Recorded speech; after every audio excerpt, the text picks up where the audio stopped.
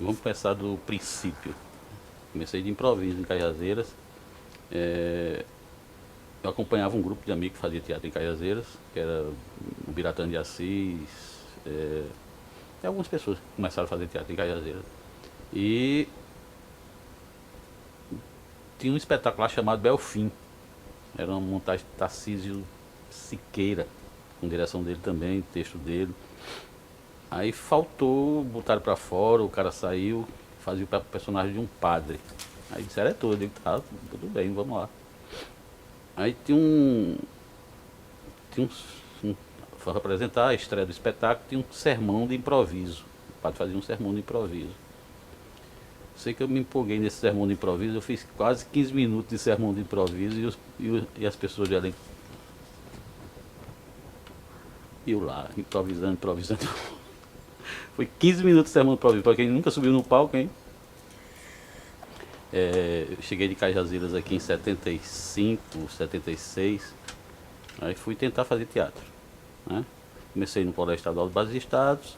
Aí conheci, lá no Colégio Estadual de Bases de Estados, conheci Luiz Carlos Vasconcelos. E a gente foi fazer um trabalho com o aborto. Foi o primeiro trabalho que eu fiz de João Pessoa, foi o aborto. E que a cenografia era de Valdemar. Depois do aborto, eu dei um tempo, fui fazer cinema na fase áurea do Super 8. Passei uns 2 anos fazendo cinema. Depois desisti quando roubaram minha câmera. Eu fui filmar um pessoal de Camusim que estava acampado lá em frente à Assembleia Legislativa. E os caras me seguiram e roubaram minha câmera quando eu entrei no colégio que eu ensinava. Aí eu fiquei sem equipamento e tive que pagar o equipamento porque o equipamento era do Estado. Aí eu desisti de fazer esse tipo de trabalhar com cinema. Aí voltei pro teatro. Voltei pro teatro. Eu não me lembro com que espetáculo, acho que foi com a Anaíde. Meu retorno ao teatro novamente foi com a Anaíde. Uma montagem realizada por Fernando Teixeira, onde eu fazia João Dantas. De lá pra cá eu fui fazendo teatro, entrei pra área de direção, né? E fui atuando em alguns espetáculos onde eu era convidado. Eu sempre fui fã de cenografia, né? Eu acho que eu sou um arquiteto frustrado. Fiz arquitetura, não terminei e dediquei minha carreira para a questão da cenografia. Mas principalmente, eu acho que não sou ninguém, né? Mas sem modéstia, eu faço o que posso. Dentro da minha humildade, dentro do meu pouco conhecimento, eu faço o que posso. Eu trabalho muito com formação de ator. Eu acho que isso é fundamental e sempre foi fundamental para o teatro paraibano, né? Muitas pessoas surgiram a partir desses cursos de iniciação teatral, de formação de ator, que eu realizei. Senão a gente estava com a nova geração todinha aí, antiga ainda, o pessoal da antiga ainda fazendo teatro. Eu acho que as coisas se renovaram a partir de que no mercado são lançados vários atores todo ano. Alguns ficam, outros permanecem, outros não. E assim a vida vai levando. Fazendo uma entrevista uma vez com o filho de Fernando. Ele maquiou tanto que eu fiquei parecendo um viadinho.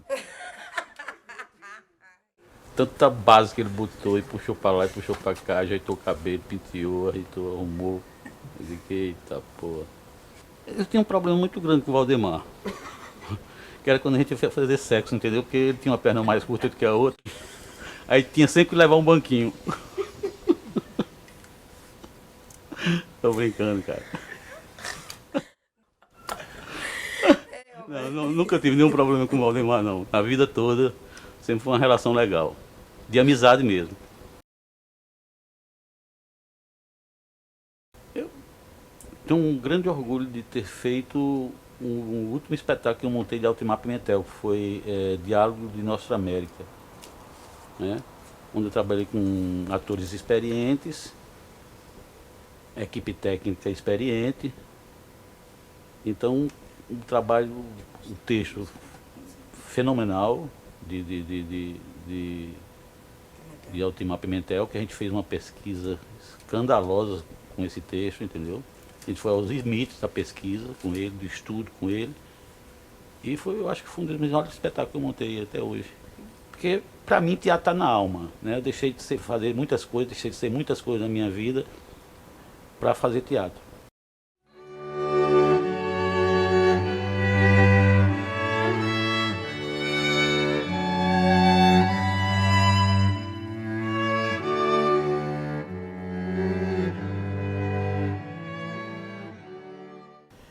Bom, eu trabalhava numa escola antes de entrar no teatro, né? Há 20 e tantos anos atrás.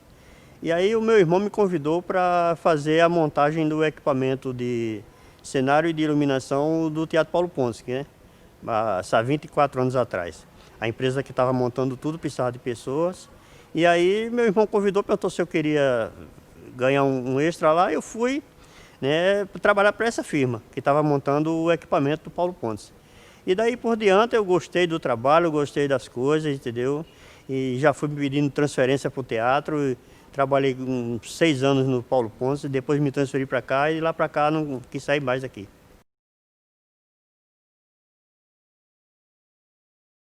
Sandoval na época era diretor do Paulo Pontes e quando ele veio para cá ele achou por bem de me trazer junto com ele, que ele gostava do meu trabalho e aqui também precisava de mais um iluminador, que na época só tinha Pádua e Gabriel.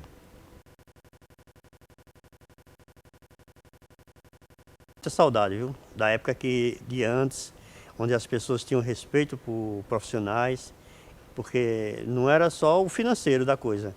Mas hoje a gente vê que nem financeiro e nem respeito que as pessoas têm pela gente. Entendeu? Como técnico de teatro, os gestores deixam muito a desejar, entendeu? Eles não estão pouco se lixando se o cara ganha pouco, se ganha muito, se é reconhecido até como profissional mesmo, entendeu? É tanto que não existe o quadro de profissional dentro dos teatros. As pessoas são auxiliares de serviço, agente administrativo e aí por diante, entendeu?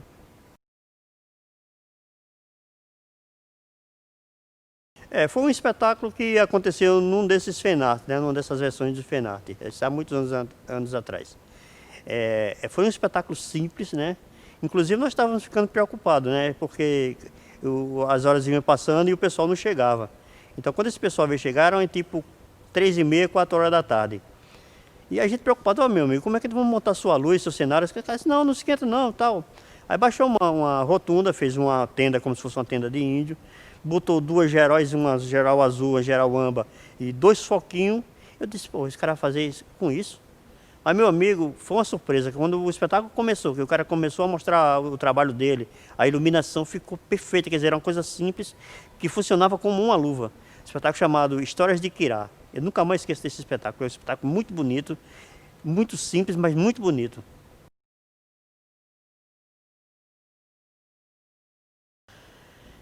Profissão profissionais como iluminadores, como eu, como o Valério, como o Fabiano Diniz, Eloy Pessoa. Quer dizer, isso está ficando cada vez mais difícil, entendeu? Porque hoje em dia essa moçada que trabalha com equipamento mais moderno, levanta botão e faz um pisca-pisca de luz e acha que isso é iluminação. E não é, a gente sabe que não é. Iluminadores que desenham luz, que sentem o espetáculo, está ficando raro. Por quê? Porque não tem incentivo, entendeu? As pessoas não reconhecem nem financeiramente, como eu falei, nem como profissional, né? Qualquer coisa, o cara diz que é iluminador por isso, né? Não se dedica, não faz um curso, não se aperfeiçoa, porque o reconhecimento é muito pouco, eu acho.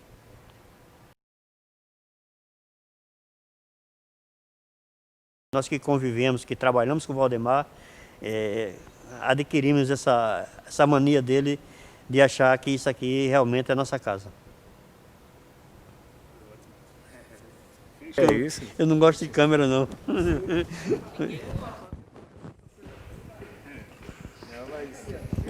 Graças a Deus temos.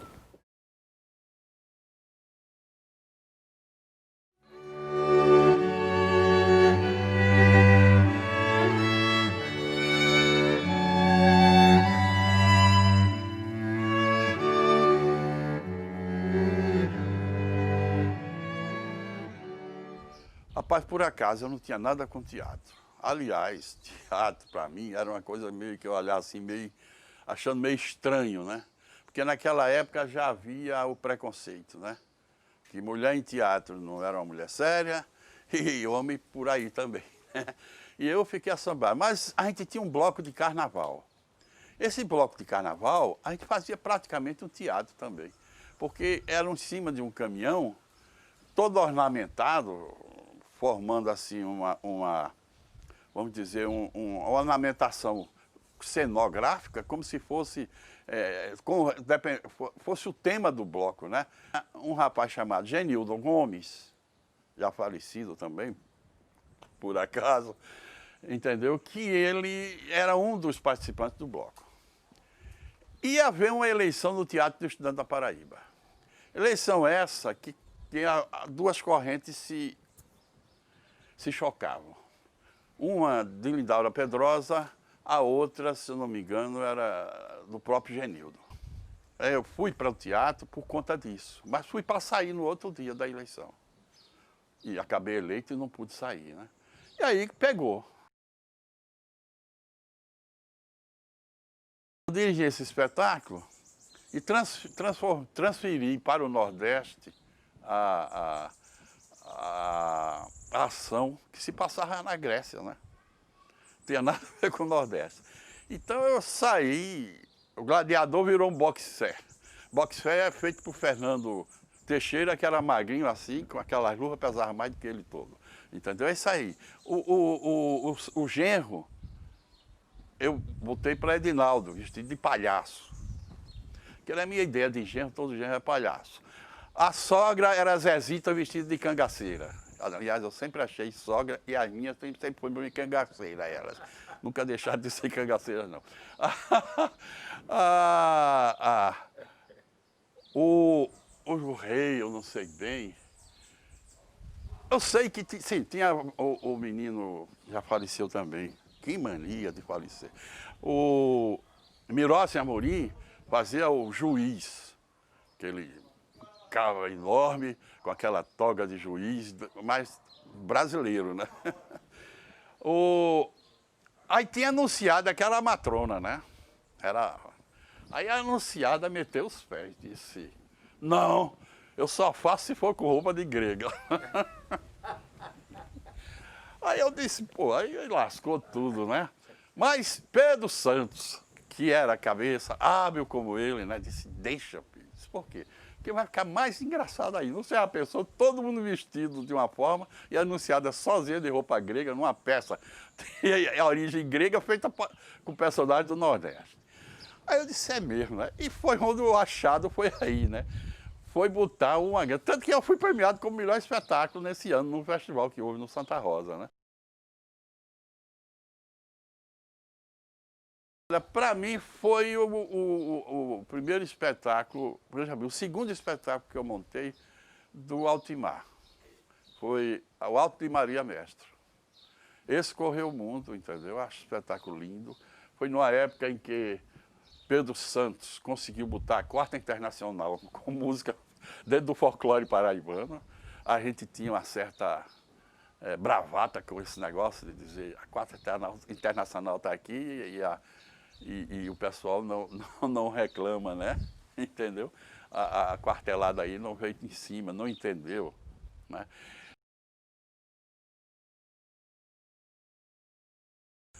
Naquela época do Teatro Estudante, a gente arrecadava dinheiro no meio, na rua, no comércio, fazendo concurso de rainha do estudante, fazendo jornalzinho na Festa das Neves, para poder montar o espetáculo. E ainda ia pedir dinheiro a governo, a secretária, a prefeitura, a quem pudesse arranjar dinheiro. E a gente conseguia, fazia campanhas, chegava ao ponto de pegar, sair pelo meio da rua numa caminhonete, pedindo garrafa de casa em casa para vender no enchimento, para angariar dinheiro para fazer teatro. Então, toda a minha vida foi buscando dinheiro para fazer teatro, não para botar no meu bolso. Você entendeu? A gente tinha um grupo que se dava muito bem, porque ninguém ganhava dinheiro com isso. Era eu, Pedro Santos, Flávio Tavares e Altimar. Flávio Tavares cenógrafo, Pedro Santos com a música, eu dirigindo o espetáculo e Altimar escrevendo. Veja bem, vivo de teatro, mas como? Como professor da universidade.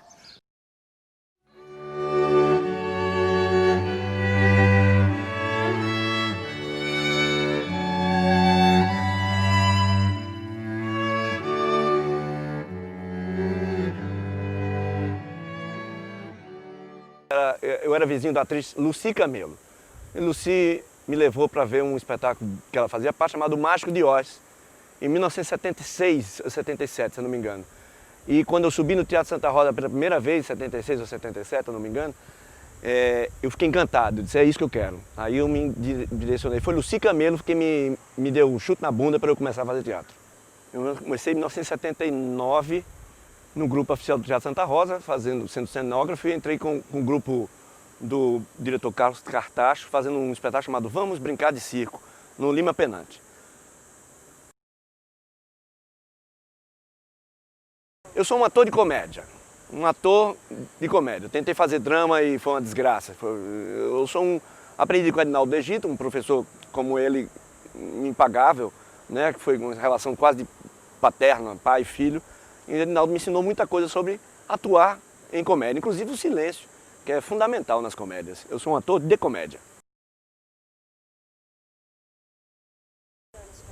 As mesmas dificuldades de sempre, de produção, né, de elenco, de direção. Acho que a gente precisava dominar mais, fazer um teatro menos pastelão e fazer um teatro mais sério, menos que fossem comédias, né? Tem muita comédia boa aí para ser produzida, os textos de Paulo Pontes, alguns textos clássicos aí da comédia brasileira e da comédia paraibana, enfim. Acho que a gente precisa sair do pastelão. As dificuldades sempre serão as mesmas.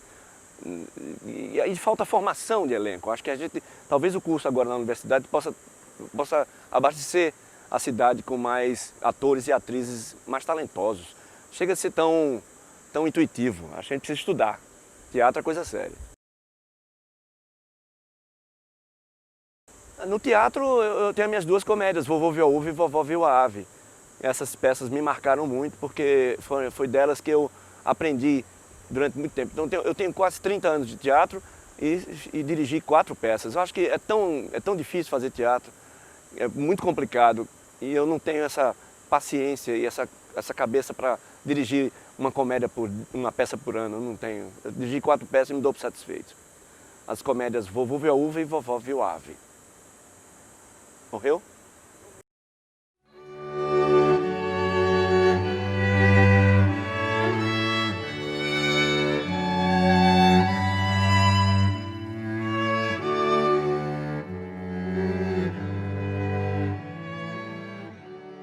Eu participei da fundação do grupo de Teatro Popular de Arte, mas como uma tarefa do Partido Comunista. A gente criou um grupo de teatro como uma maneira de atuar no meio da juventude.